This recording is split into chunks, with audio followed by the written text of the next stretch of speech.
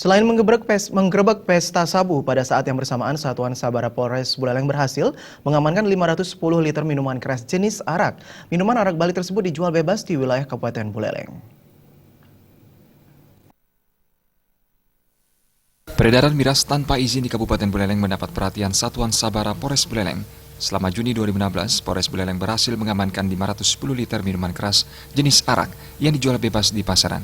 Miras arak disimpan dalam jerigen dan botol bekas air mineral. Miras tersebut didapat dari pelaku inisial KP dari Desa Pakisan, Kecamatan Kubu Tambahan, Buleleng.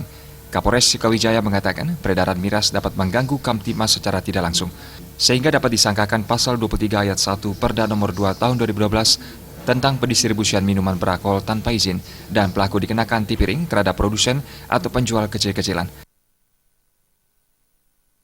Jenis arak dari tersangka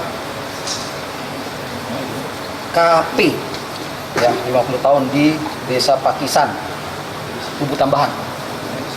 Jadi ini sudah kita proses, ini kita kenakan tipiring, nanti biar pengadilan putuskan. Itu pasal yang kita sangkakan itu pasal 23 ayat 1 Perda nomor 2 tahun 2012 tentang pendistribusian dan peredaran minuman beralkohol tanpa izin, karena dia melaksanakan peredaran ini tanpa izin.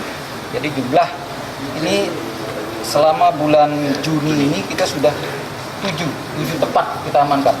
Jadi tapi ini yang terbesar itu kurang lebih 510 liter. Kapolres Sikawijaya menambahkan hukuman terhadap penjual miras belum diatur dalam undang-undang dan hanya didasarkan pada peraturan daerah. Sementara pada tingkat pengadilan, produsen atau penjual yang diadili hanya dikenakan hukuman tipiring. Komang Yuda, Bali TV.